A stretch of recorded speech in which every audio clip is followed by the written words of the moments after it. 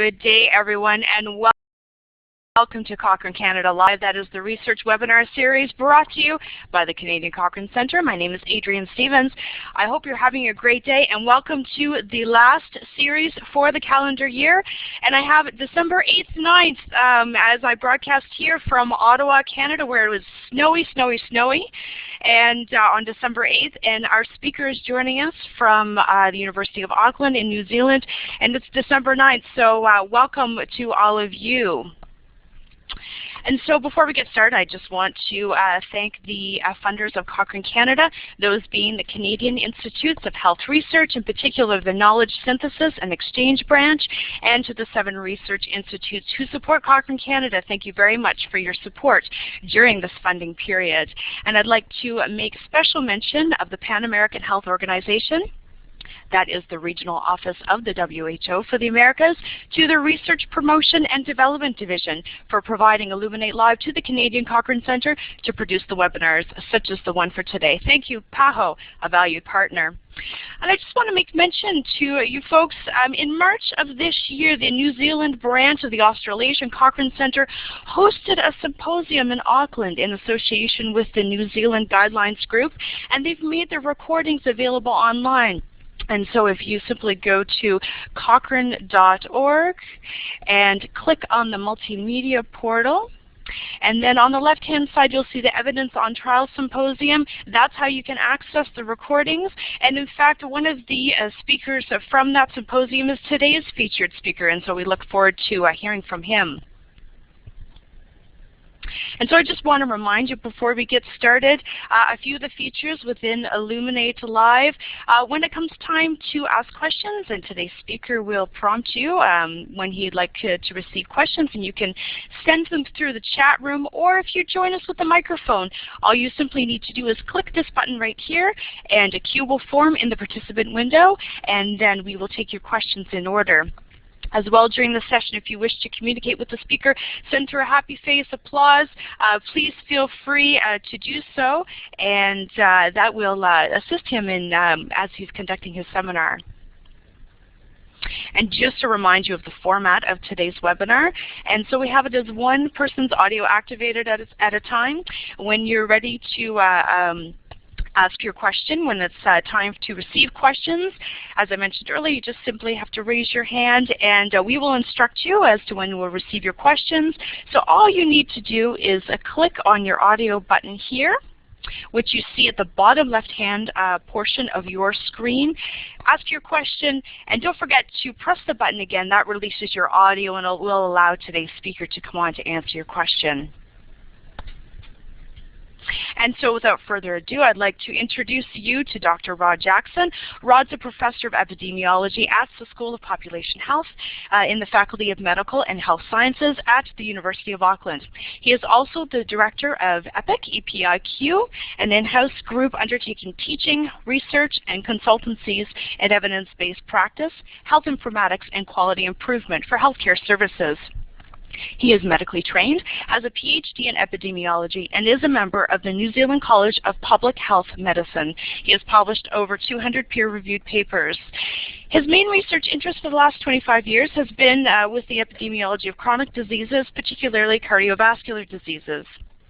And he is involved with guideline and web-based initiatives relating to managing cardiovascular disease risk in New Zealand. But today we will hear from him as he speaks from his work that he's been doing over the past decade in developing a graphic tool for teaching critical appraisal and study design of epidemiological studies, that being the GAGE, or Graphic Appraisal Tool for Epidemiology, which is now being used internationally. And so I will ask you to please join me in welcoming Dr. Rod Jackson.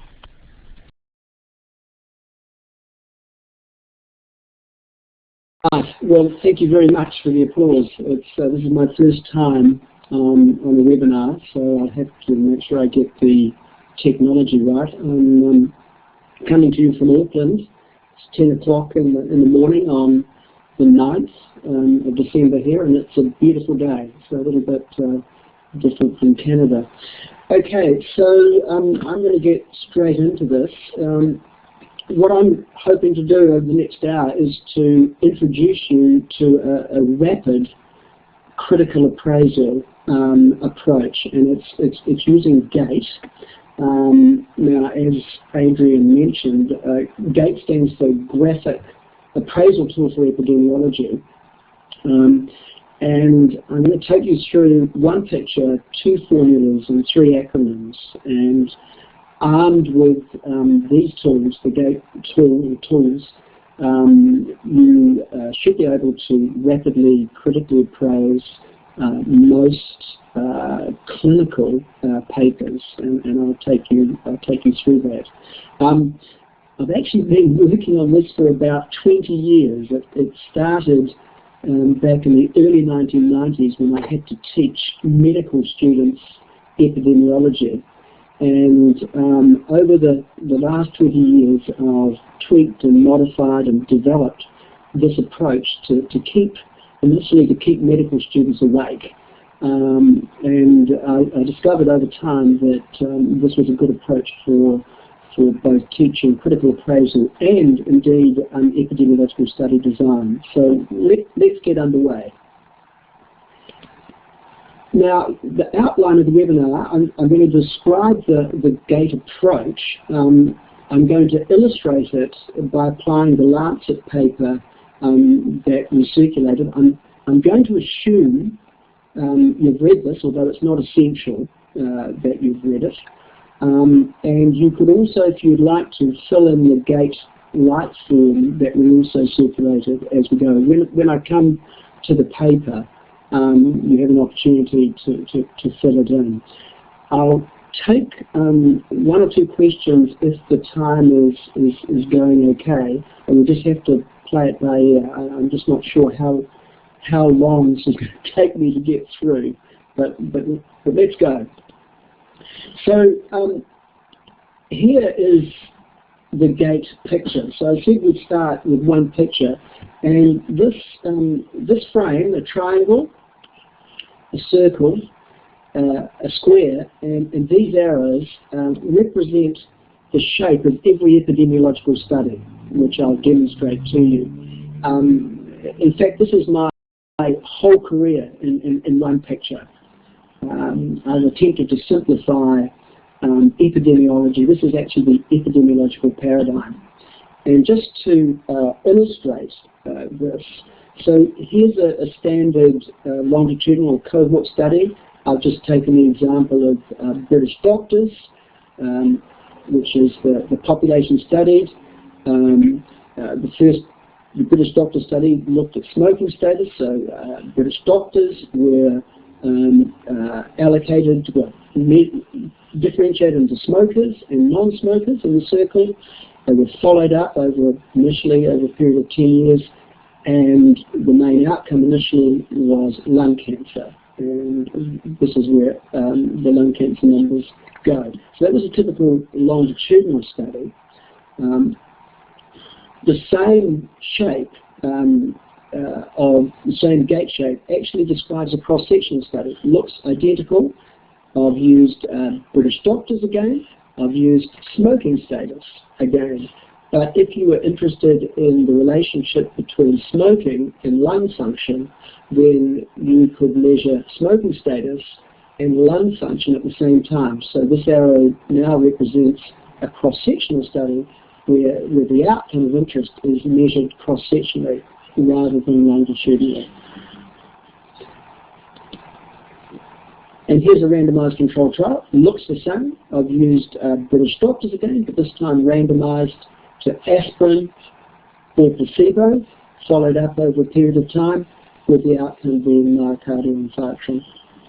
And it goes on. Diagnostic test accuracy studies. Now, this is a slightly different approach in that the population of interest for screening is still in the triangle, which in this case I've taken middle-aged US women, but the circle includes those who have breast cancer and those who don't have breast cancer. And the outcome is, in this case, the test will not be positive or negative. So I'm not going to be talking about diagnostic test accuracy studies today. but you can look on our website to get a little bit more information on this, and it's possible, probably if there's interest, I'll probably do another webinar specifically on diagnostic test accuracy studies. This design is about how you critically appraise a diagnostic test accuracy study. Clinicians use diagnostic tests in a slightly different way. A clinician will take a patient, apply a test, and the patient will either be positive or negative, and the clinician is then interested in, given a positive test, what's the probability that this person has breast cancer, or if they've got a negative test, what's the probability that they have breast cancer.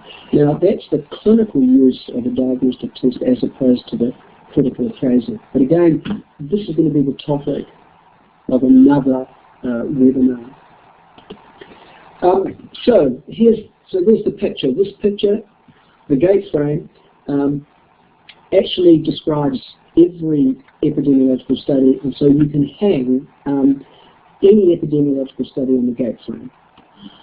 And today we're going to hang the randomized controlled trial on the gate frame.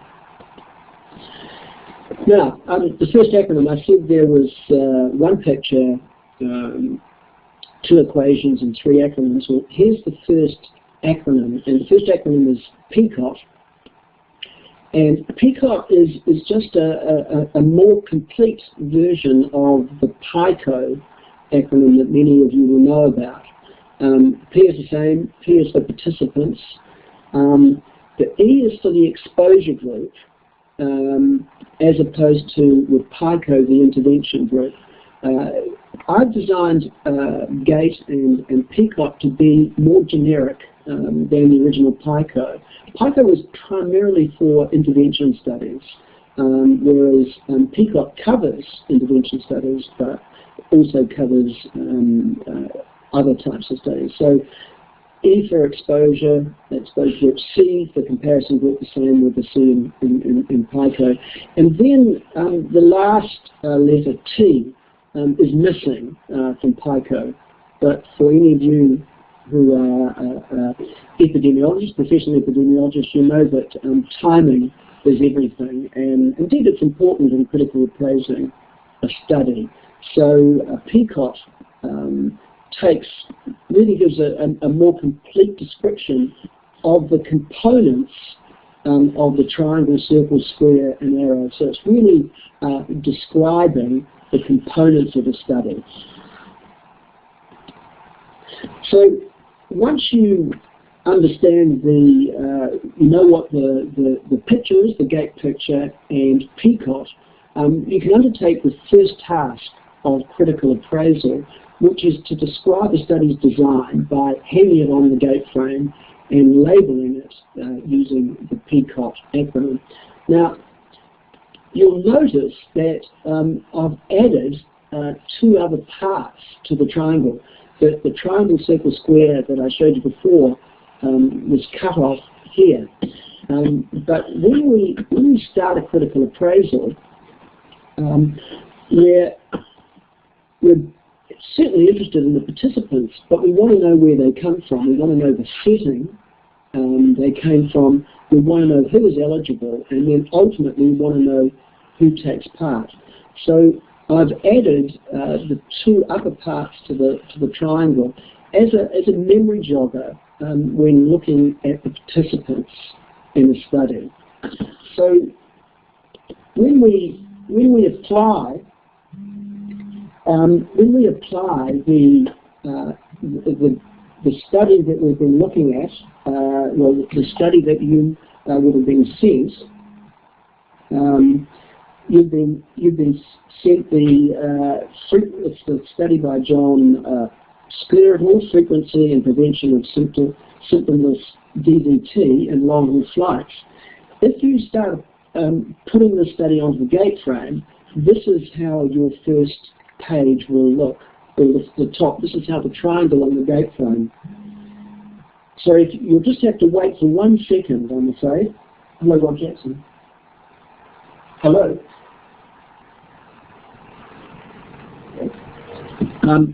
I apologise about that. So when we hang the study on the gate frame, and for those of you who have downloaded the gate form, the gate light form, you'll notice it's got 3 pages. The front page is the form that we recommend that the first time you start using the gate frame, you use this page. On the back of the first page is the glossary, and then we've also put at the very back a gate very light. And this form, I've taken out many of the questions, the sub-questions, and it just gives you more space to fill it in. But we find that using a form like this, you can rapidly appraise most studies. There's another one of these for diagnostic test studies, which I've just put on our website. But this form is designed to use with randomized controlled trials, cohort studies, and cross-sectional studies. So, so in the study, the setting was London in the UK, and even though they don't give you the time of when they did the study, one can assume it's in the late 90s because the study was published in 2001. It probably took them a year or two to get all of the analysis done. So I'm assuming the study was done in sometime in the 90s. The eligible participants, people with no previous DVT, they had to be older than 50 years, and they all had to have planned economy air travel of at least 2 sectors greater than 8 hours. Now there are a number of other factors among the eligibility criteria, and I've just put down the main ones. And then there were 231 participants, and I've just put down here the mean age was 61 to 62 years. Now, the point of filling in the gate frame is many of us read a paper and we're halfway through, and then we're trying to remember, gosh, who were these people? You know, I just can't remember who they were. If you fill in the gate frame as you go through a paper, it makes it much more efficient because you find you're not always going back to look for things that you've kind of forgotten about. And most of the time, if I don't have the gate light form with me, I draw little triangles, circles, and squares all over the paper that I'm reading. And from our experience, you can critically appraise papers in about a half to a third of the time it would take you if you were writing things down as you go. So it does make it a more efficient process. So moving on, so we've covered the triangle. Now the circle is simply the exposure group. So among those people who were in the study, the participants, they are typically allocated to an exposure group, which are called here EG, and a comparison group, or CG.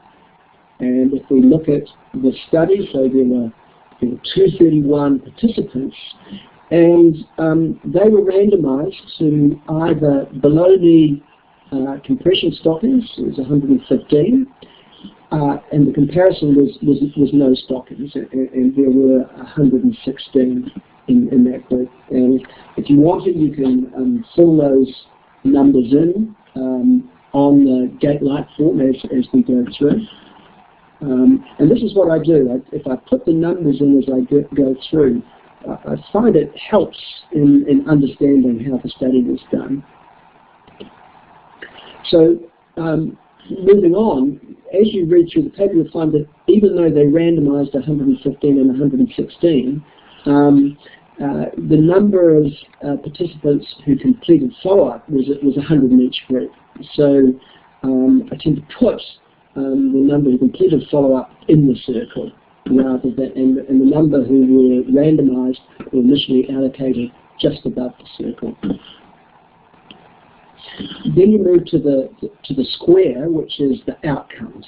And many of you will recognize that the square is simply the 2-by-2 table of traditional epidemiology.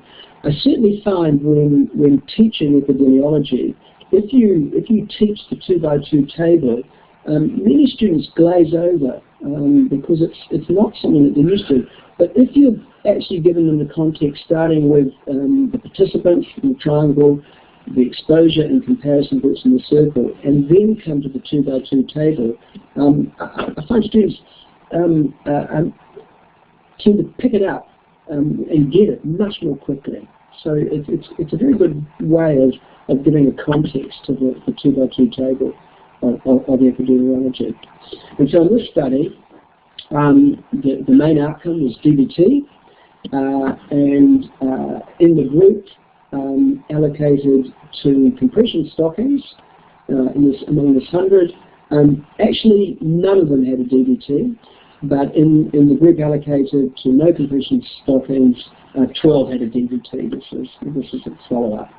So again, you can potentially fill in these numbers. They often don't give these numbers, but one can assume that if there are 100 in the study, none had a DVT, so therefore 100 didn't have a DVT, whereas here 12 had a DVT, so 98 didn't have a DVT. So you can fill these numbers in if you so choose. Now to time. This is what the two arrows. Now you'll see there's two arrows. There's a down arrow, vertical arrow, which is used to signal incidence if the study measures incidence, whereas a horizontal arrow describes a prevalence outcome. And just as an aside, although we're talking critical appraisal today, this is a good way of teaching the difference, a simple way of teaching the difference between incidence and prevalence, which students find they have a lot of trouble with. So in this study, if you were looking at death, so among people randomized to compression stockings or no compression stockings, you could measure the incidence of death from time of takeoff to the 48 hours post the final flight, which is when the study investigators saw the participants again. Now, the good news was there were no deaths, one of their measures was to look at the incidence of death. They hoped there weren't any, and there weren't. But the main outcome in this study was the number of DVTs, which was measured at a post-flight assessment. So within 48 hours of the final flight, all the participants went back to the study centre and had various measures to assess whether they'd had a DVT. And in fact, there were no DVTs, as I mentioned before, no DVTs in the group allocated to stockings, and 12 in the other group. Now, this is a prevalence measure, or for those of you who are into epidemiological measurements, it could also be a cumulative incidence measure. But that's not so relevant in this study. But everyone was assessed within 48 hours of returning from their last flight. So basically, using the picture and the first acronym, you can hang your study on the gate frame. And that's the first step of critical appraisal. And so here we have what your gate frame might look a little bit like with the setting, the eligibility criteria, the participants, exposure comparison, the outcome, which is DVT, and the time. You probably should put at 48 hours post-flight. And so there's a summary, basic summary of what happened in the study. So that's the first stage of critical appraisal. So I just want to check, are there any questions at this time, or is this reasonably straightforward? Adrienne, I'll let you take over if there are any questions.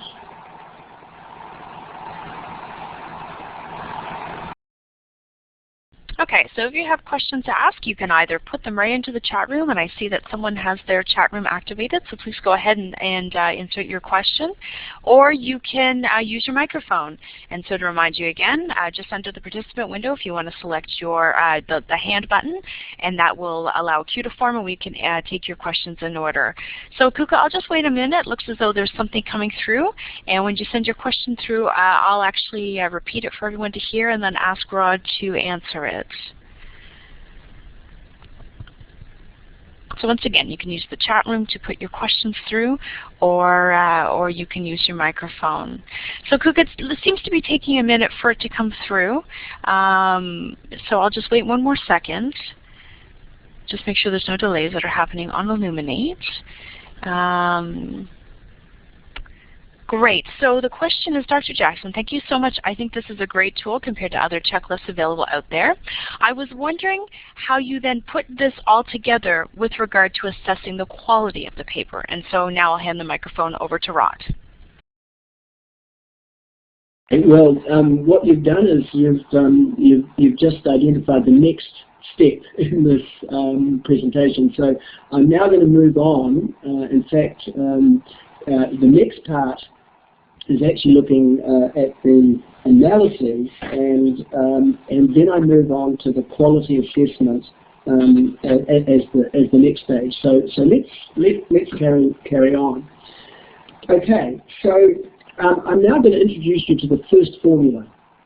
So you've had one picture, had one acronym, and here's the first formula. And the formula is that occurrence, or risk of disease, equals numerator divided by denominator divided by time. Now, this is the standard formula of all epidemiological studies, as all epidemiological studies involve measuring the occurrence of outcomes. Not always disease, but more often than not. And in an epidemiological study, the denominator, the participants, and the numerator are the outcomes. So occurrence, the simplest form of occurrence, is numerator divided by denominator. And I use the egg timer as an analogy, in that the participants, everybody starts off in the top, and then over time, as the sand moves down, that's the equivalent of events happening. So these are the numerator, the events, the outcomes. But the reason I use the egg timer is that all of these events must originate from this denominator. So occurrence in epidemiology equals numerator divided by denominator. Actually, it's there's one more part to it. It's numerator divided by denominator, and then it's per unit time, which is this is, I often say, this is the E equals MC squared of epidemiology, and that's the occurrence equals N divided by D divided by T. Okay, so that's the formula, and here it is with the gate frame. So although the triangle is the original denominator, the starting point, in almost every study we subdivide the participants into two denominators. One is the exposed denominator, the people who are in the exposed group, which could be the intervention, the compression stockings, and this is the comparison group. And the outcomes, these are the number of DVTs in those with compression stockings, and this will be the number of DVTs in those without. Okay, so and you measure these either over time or cross-section. So let's look at the study. So there's just the same picture again as the previous page. So this is the second appraisal task. So the first task was to hang the study on the gate frame with PECOT, and the second task is to describe the analysis by hanging the numbers on the gate frame, which we've done some of those, we've hung those numbers, but then calculating the occurrences in both the exposure and comparison groups. So I've shown you this on the previous slide. EG is the denominator 1, CG denominator 2, and A and B are the numerator 1 and 2. And so what we do in epidemiology, our main task is to calculate this exposure group occurrence and the comparison group occurrence. So exposure group occurrence I call EGO, which in the simple form is simply A, the number of people with an outcome, divided by EG, which is the number of people who were allocated to the exposure group. And again, CGO, B over CG, which is simply the number of outcomes among those people who were allocated to the comparison group. I'll have to come back to this other question a little bit later because I'll just take us through this. Okay, and I've just highlighted EGO and CGO just to remind you, something we often forget is that this is the underlying task and underlying goal of every epidemiological study, whether it's a randomized trial, a cohort study, a diagnostic test. All studies are designed to do one thing, to calculate EGO and CGO. That's the purpose of the gates. That is the purpose of epidemiology and epidemiological studies, to really calculate the risk or occurrence of events in an exposed group and a comparison group.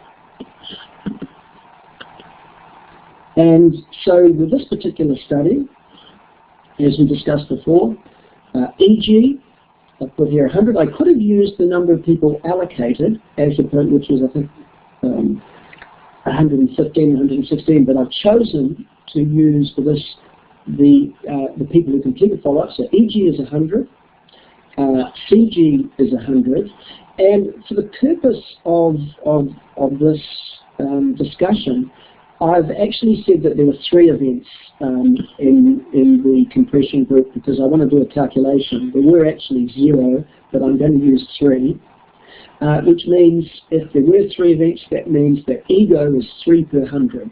So among those people wearing compression stockings, there were 3 events per 100 people. In those who were in the comparison group, again 100 people, there were 12 events.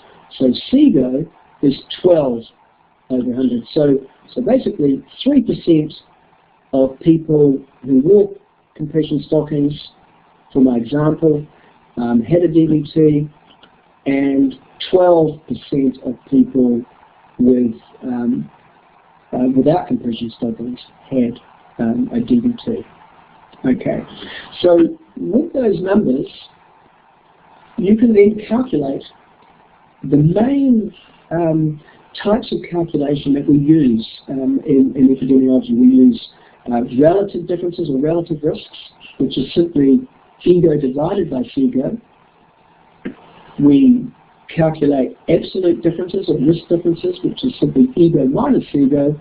And the final calculation we typically do is the number needed to treat or number needed to expose, which is 1 over RD, so which is 1 over EGO minus CGO. So in this study, there are the numbers. So the relative risk, 3 over 100 divided by 12 over 100 equals 3 over 12, 0.25. So that's the relative risk, EGO over CGO. The risk difference, 3 per 100 divided by 12 per 100 equals minus 9 per 100. So the difference between the two groups was 7.5 DBTs per 100.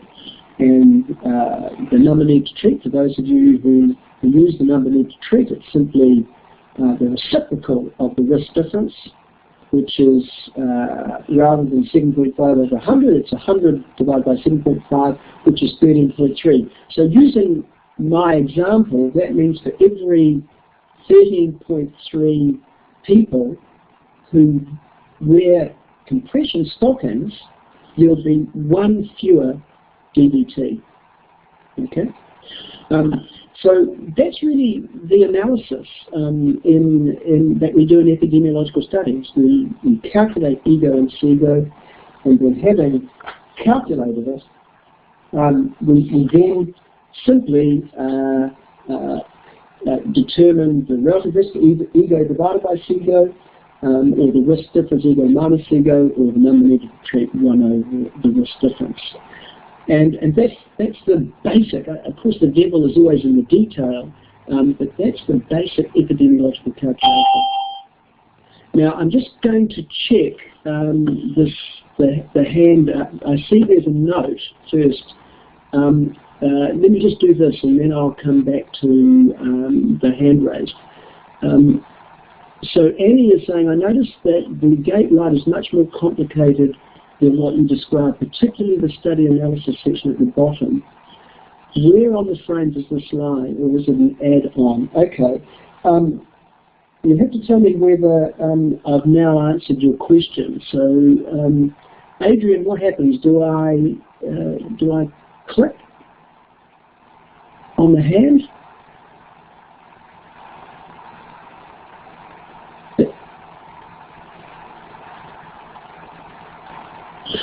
Sorry. Adrienne, there's a hand raised. Oh, I see. Is that the question? Okay. The question is, how is the absolute difference 7.5? Okay. Simply that, sorry about that. So, oh, you're right. Actually, sorry, there's a mistake here. You're right, you're absolutely right.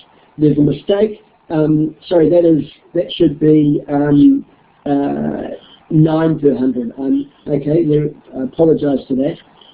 This is meant to be, so if there's 3 per 100 in one group and 9 per 100 in the other group, then this should be, okay. What I've done is, when I was doing this, I was swapping. I did some cutting and pasting. I apologise. That is minus 9 per 100, and that should be minus 9 per 100. So I'd need to do that calculation again. I will certainly fix this up after the presentation. My apologies. Does that answer your question?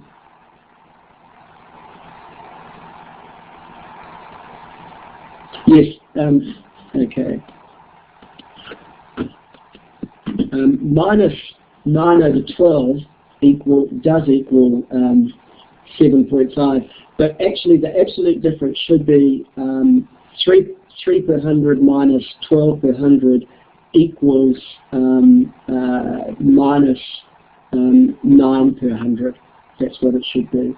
So I need to change this line and change this line. Okay, my apologies. We'll fix that up before we make the presentation, at the end of the presentation. Okay, so let's move on. So study analysis is basically, it's all about EGO and CGO.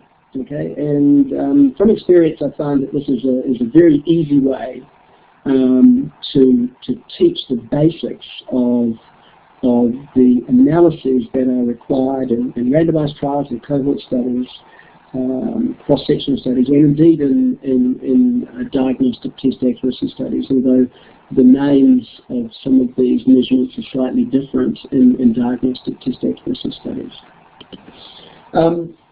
Any other questions at this stage?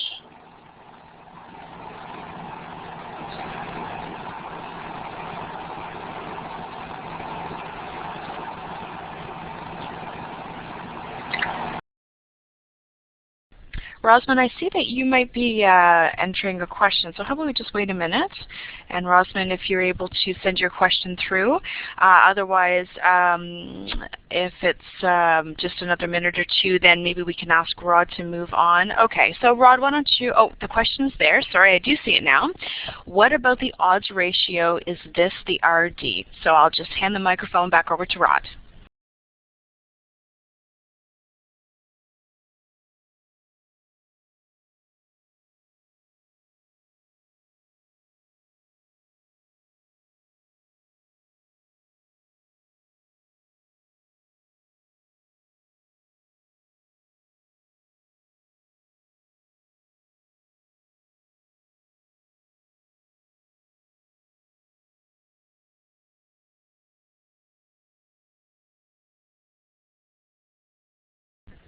Hi, sorry to interrupt you, Rod. I don't see your microphone activated, so I just wondered if maybe if you had pressed the button and for some reason it didn't come through. So I'll release my audio and then you can activate yours again. Thank you. I apologize, I didn't activate it. So just to answer that question, an odds ratio is a bit like a relative risk, not the risk difference. So a relative risk is EGO over CGO, which is A over EG divided by B over CG. That's the relative risk. An odds ratio is A over C divided by B over D.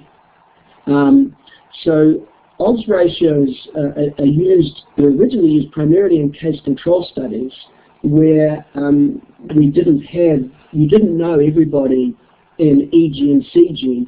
All you had were cases and controls. And so odds ratios are usually quite similar to a relative risk. But again, probably I'd have to cover that in another session.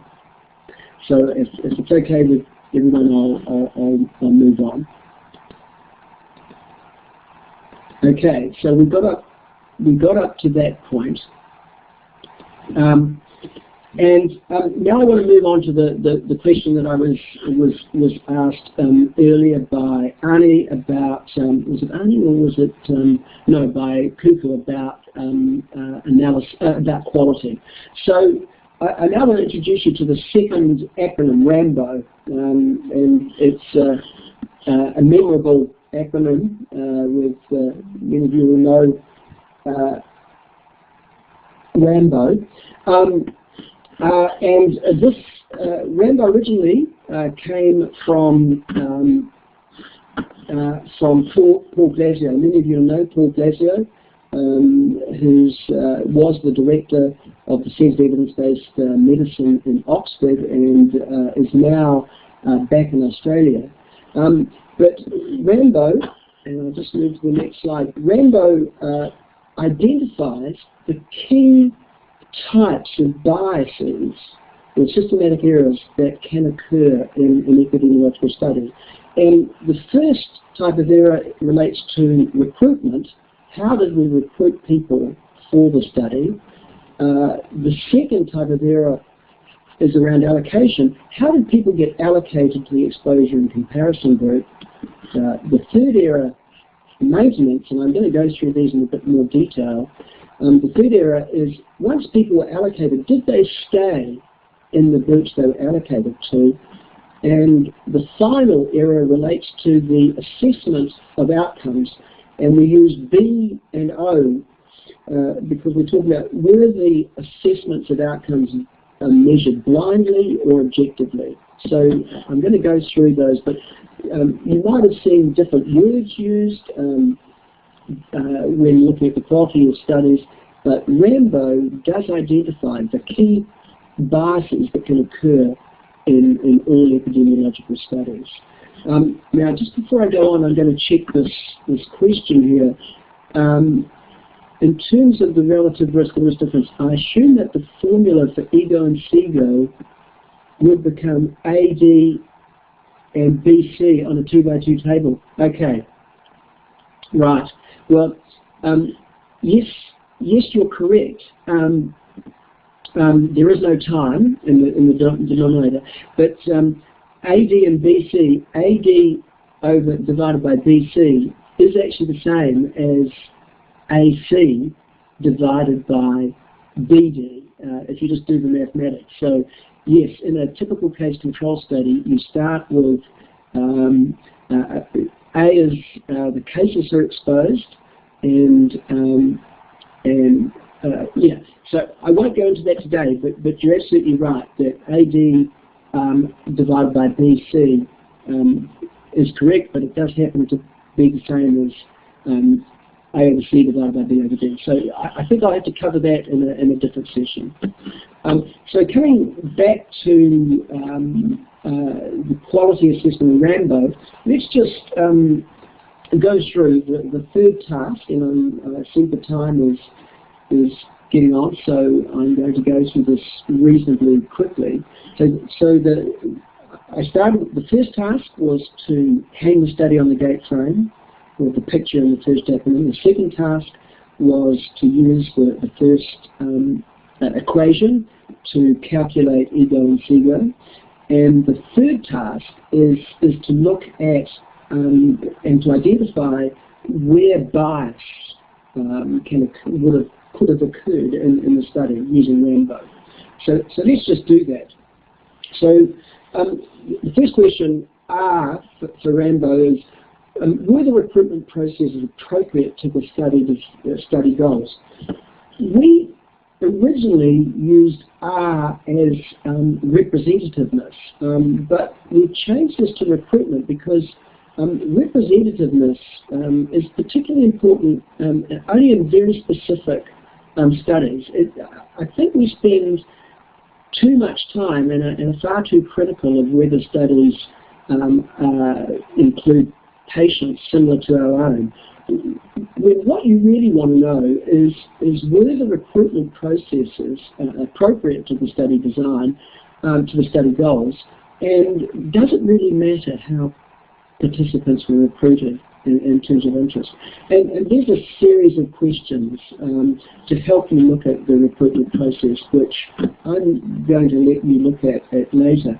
But in this study, they recruited volunteers from advertisements.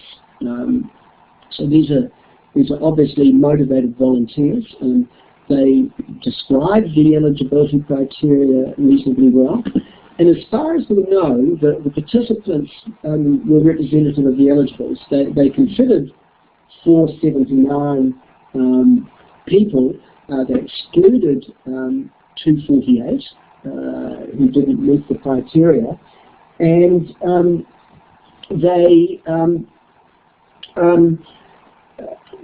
many studies don't actually tell you how many people were initially looked at, how many people were eligible, and then how many participated. But you often find that if you try to draw this gate frame, you find that this group here is a very tiny group. And I see there's a question from Rosman about, is there a score assigned for the scale? Okay, it's a great question. We've used a number of different scores over the years. We traditionally used to have a three-point scale that if you thought the study if they were recruited well, you'd say it was good. If they did it badly, it was bad. And then we used to have an in-between score that it was okay. I've moved more to a okay, not okay score. So just really a dichotomous score. When you look at the data, do you think it was okay? If it was okay, you would continue to look at, continue to appraise the study. If it was not okay, you probably wouldn't go through this. So in my opinion, even though most of us are probably going to at least score a study as sort of high, medium, and low, certainly when I'm teaching this approach, I think one should probably dichotomize. One should make a decision. Is this study worthy of appraising, which means it's probably okay, or is it not really, in which case it's not okay. So I tend to go for a 2-point scale. So let's go through. So moving on to the A is for allocation. And the key question is, was the allocation to the exposure and comparison group successful? And there are two ways of allocating participants in an epidemiological study. You can either randomly allocate them, as in a randomized controlled trial, or you can allocate by measurement, which we do in a cohort study, or all other studies, so-called observational studies. We measure something in the population, like smoking status or blood result or whatever, and then having done this measurement, we allocate participants to the exposure group or the comparison group. So two ways of allocation, either by measurement or randomly. And the question is, was the allocation to the exposure and comparison group successful? And often the best way of checking if it was successful is whether the exposure group and comparison group was similar at baseline, and if they were different, which is typically the case in observational studies, did they adjust for these differences? But we're going to focus on randomized controlled trials today, and in this study, they were allocated randomly by investigators using sealed envelopes. There is always an opportunity when you use sealed envelopes that you can take another envelope out if the one you first opened didn't like the allocation. I guess that's possible in this study. But the main point in this particular study, the exposure groups and comparison groups were reasonably similar at baseline, except did happen to be more women in the stocking group, which is potentially a small concern, but the investigators point out that there isn't a major difference in DVTs between men and women in their 50s and 60s, so they didn't believe this was an important issue. Moving on to N, I'm aware of the time, so I'm going to do this reasonably rapidly. N is for maintenance. Were the participants maintained as allocated? So I've drawn the circle in an elongated way in this particular example, just to demonstrate that once people are allocated to the exposure and comparison groups, and if they do that well, you then need to be certain, well, you need to know just how many of the exposure group stayed in their group, how many of the comparison group stayed in that group. Not only just staying there, but did they continue to be exposed to what you had originally planned for them to be exposed to, and were the comparison group, did they remain unexposed to this intervention? So there's a series of standard questions when you're looking at maintenance. Ideally, the participants don't know which group they're in. That actually helps to improve maintenance, or at least makes it equivalent in each group. And then there's issues around compliance, contamination, co-interventions, and completeness of follow-up, the 4 Cs. And again, just to keep this go through this reasonably rapidly, we know they weren't blind, the participants weren't blind. We don't know about the compliance. Actually, there's nothing in the paper that tells us whether those who were allocated to the compression bandage group and who all came back, we don't actually know how many of them wore their stockings during the flight. And we don't know how many of this other group actually chose to wear stockings. We're assuming that given that they were motivated volunteers, they were happy to follow instructions. But we don't know. And we don't really have any evidence of co-interventions. That's where there's something additional added to the group. And the completeness of follow-up, well, it was pretty good. It was okay. They only lost 15%, so they started with 115, 116, and ended up with 100 in each group. So, we think there's several aspects of the maintenance we just don't know about. But overall, it's probably okay. And then finally, the outcomes. And this is, were the outcomes assessed blindly or objectively? Well, again, in this study, The outcome measurement was reasonably objective. So we've got B and O, but it probably ideally should start with the first question is, were they measured objectively, the outcomes? And in this case, they were reasonably objective. And also the technician was meant to be blind to which group the participants were in. So we probably have a reasonable outcome measurement, although one of my colleagues suggested that some of the participants may still have stocking lines because some of the participants left their stockings on until they came back to the assessment. So it's possible that the technician was aware for some of them wearing the stockings, but probably not a big deal. So if we put all of that together, what we've done is, using the RAMBO acronym, we've been asking about the 4 biases that can occur in epidemiological studies. The 4 key biases I call recruitment bias, allocation bias, maintenance bias, and outcome bias. Now, many of you have done courses in epidemiology will have used other terms. This is often called selection bias, this is confounding, and these two are often included as measurement bias or misclassification bias. But I find that describing bias in these ways is more intuitive, and it fits nicely within the data.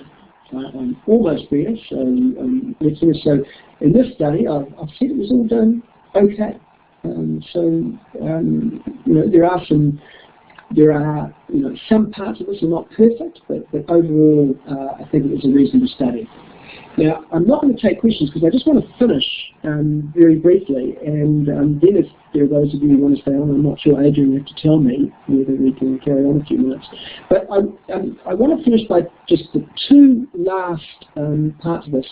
The second formula is about assessing random error, and this is the second formula. Random error, or 95% confidence interval, equals 1.96 times the standard error. Now, there are some calculations of confidence interval that are not quite the same as this, but I use this simply to jog the memories of assessors that you always need to ask about random error. And so simply in this study, you can calculate, they give you these measurements in this study. EGO, using exactly what they gave us, was 0%, and the confidence interval was 0 to 3%, and CGO was 10% with a confidence interval of 4.8 to 16%. So they actually give us the confidence intervals.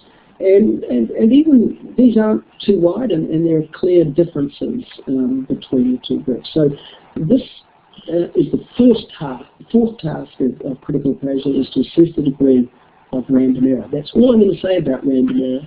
And then the final appraisal task, which is often forgotten, is that it's all very well assessing one study, and this is particularly relevant, seeing this was mediated by Cochrane, is that it's one thing to assess one study, but you should never make a decision based on one study. Ideally, you should then, the final critical appraisal task is to search and appraise for systematic reviews and meta-analyses of the same topic. And I've created this final acronym, FAITH, which is a simple acronym for looking at the key components of a critical appraisal of a systematic review, which again is the topic of another webinar. But you need to find the appropriate studies, you need to appraise the selected studies, you need to make sure you only include the valid ones.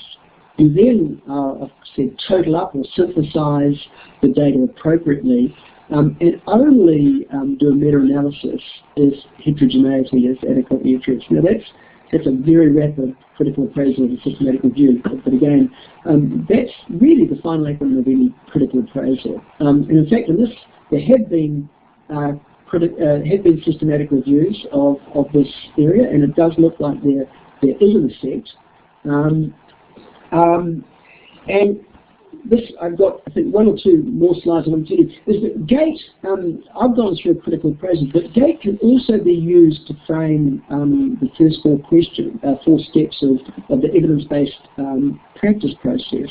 And we've only looked at step 3, which is appraisal, and I've included a few slides at the back of this presentation that you can see how we use GATE also to look at the steps of evidence-based practice. We've gone through the steps of critical appraisal, but the steps of critical appraisal are only one component of the whole evidence-based practice approach. Now, you can go to the EPIC website. There is a GATE for every study design. I've talked about GATE Lite. We also have more comprehensive critical appraisals that are in Excel. We call those CATs. And so you can look at those. There's a new CAT I put up the other day on systematic reviews. So if you've been looking at that site, you can look there. And that's it. That's everything from me. I'm sorry I've got to 11 o'clock, but can I pass over to you, Adrienne, to tell me whether anyone wants to stay to talk or whether we have to stop now?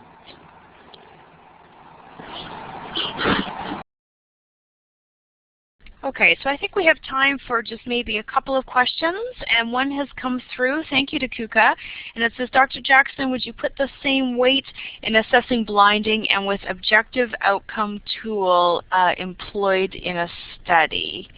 Rod, I'll ask you to come back on to answer that question. Okay, a good question. You know, this is one of the frustrating things, or difficult things in teaching critical appraisal, is that there are no specific rules. It's very dependent on the outcome you're measuring. Sometimes, I mean, you know, if your outcome is, they're either objective or they're not objective, or somewhere in between. And sometimes blinding makes a difference. What blinding tends to do, it means that if there's any bias in your measurement of the outcome, it's going to be similar in both groups. But I can't give you a clear-cut answer. It's highly dependent on the outcome you're measuring, and this is why the ideal critical appraiser is someone who both has the critical appraisal tools like GATE, but also understands the subject, being the study topic. Well, if you don't understand the study topic, it's very worthwhile working together with someone who does. Because a good critical appraisal does require both knowledge of the topic, the subject, the pathology, etc., of the topic of the appraisal, and critical appraisal skills.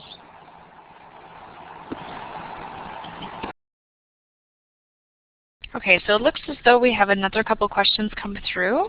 So we'll just wait a moment for those, and then we'll need to close the session. So I'll just wait a moment, and as Rob mentioned, we'll fix up the slides, and we can send them to you afterwards. So yes, there's a question that says, is there a publication describing the GATE, Lite, and CAT tools? Over to you, Rod. Right, okay.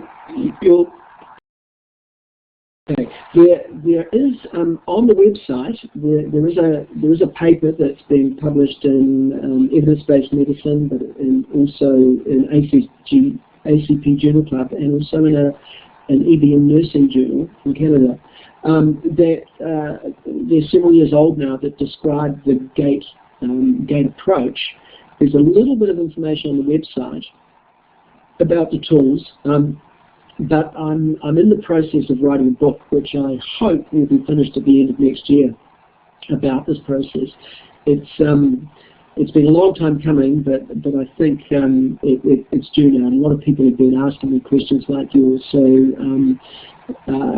nothing in detail about the GATE frame as yet, but it's coming.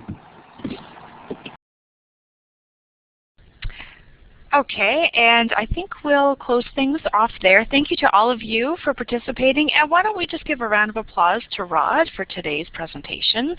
That was great, Rod. I actually quite like the visual, and I agree that, yeah, if you have that in your head as you're reading through a paper, then yeah, you can stepwise go through the things and it makes it quite simple. So thank you for that, and we look forward to seeing your book. So to all of you, I want to thank you once again. And in just one moment, if you can just wait, I'm going to send through an evaluation form. If you could take the time to complete it, let us know about today's session, about the interface, and in particular topics that we could keep in mind for future webinars. That would be wonderful. And you can send those through to ccnc-iph@uottawa.ca. And at that time, please indicate if you'd like a copy of today's slides, and we will send that to you. And once again, I just want to thank you for joining us today. Have a great day and end of new year, and all the best as we turn into 2011. Thank you very much.